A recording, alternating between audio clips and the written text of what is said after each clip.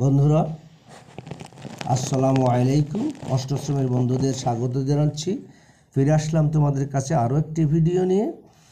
আজকের ভিডিওয়ে আমি তোমাদের গণিত বইয়ের অধ্যায় 2 মুনাফা থেকে একটি সমস্যা সমাধান করে দেখাবো।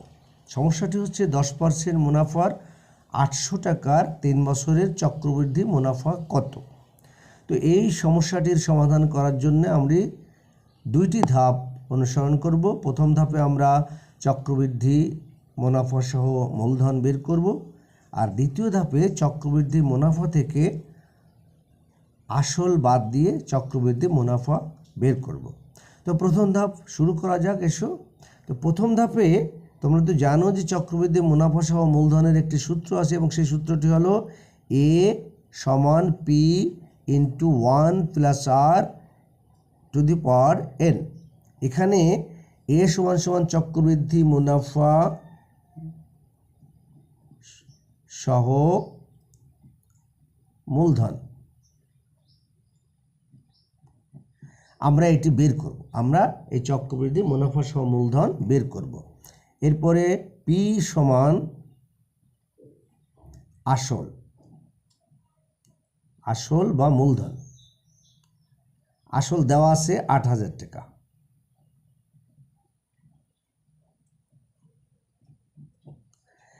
এরপরে আছে আর সমান সমান হচ্ছে মুনাফার হার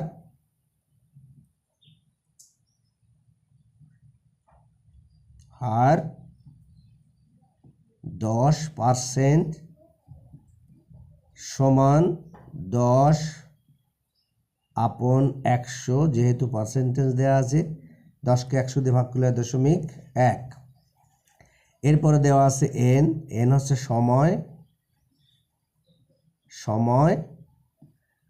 সময় দেওয়া আছে 3 বছর। এখন বন্ধুরা এই যে মানগুলো আমি লিখলাম, এই মানগুলোকে যদি আমরা আমাদের এই যে সূত্র A = P × 1 + R to the power n এখানে ব্যবহার করি, তাহলে কি দাঁড়াবে? আসো আমরা ব্যবহার করি, বা A সমান P এর মান হচ্ছে 8000, আমরা 8000 পাতাই P এর পরিবর্তে, তারপরে ইন্টু 1, আর এর মান আছে পয়েন্ট বা 0.1 টু দি পাওয়ার n আছে, n এর মান হচ্ছে 3, দিলাম 3, বা A সমান 8000 ইন্টু, বন্ধুরা 1-এর সাথে যদি 0.1 যোগ করি তাহলে আমাদের যোগফল হবে 1.1 টু দি পাওয়ার 3, বা A সমান 8000। এই 8000-এর সাথে 1.1 3বার গুণ হবে, যেহেতু 1.1-এর পাওয়ার আসছে 3।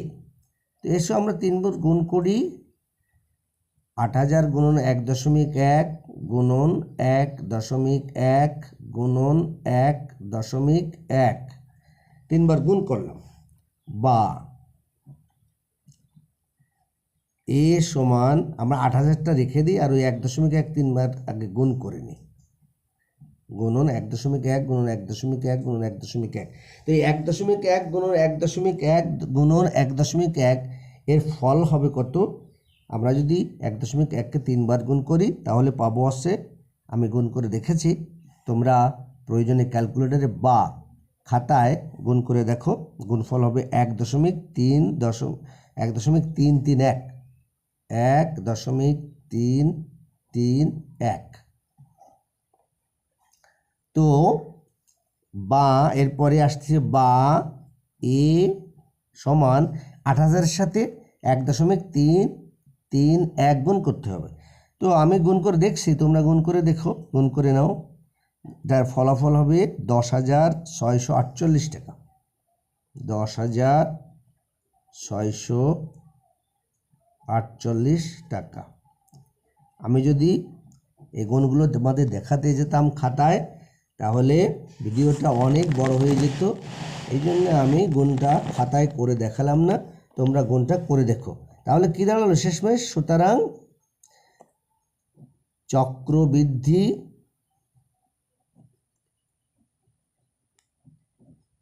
মুনাফা সহ মূলধন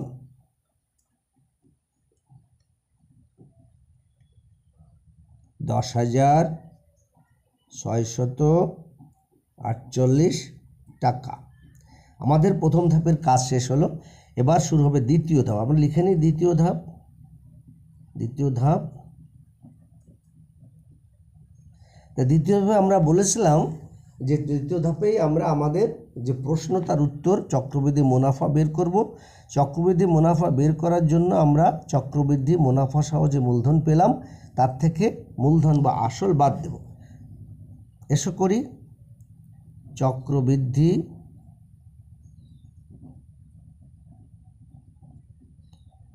মুনাফা সমান 10,648 বিয়োগ 8,000 টাকা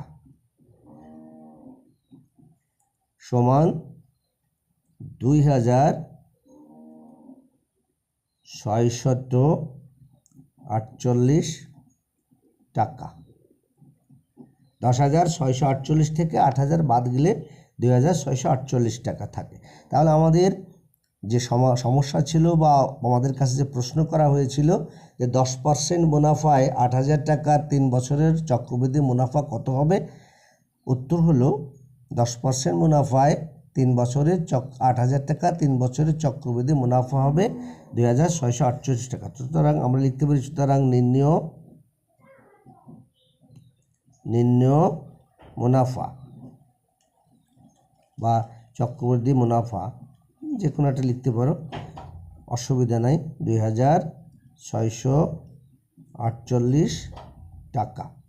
তো বন্ধুরা, একটা পাটিগণিতের সমস্যার মুনাফা থেকে করে দেখালাম।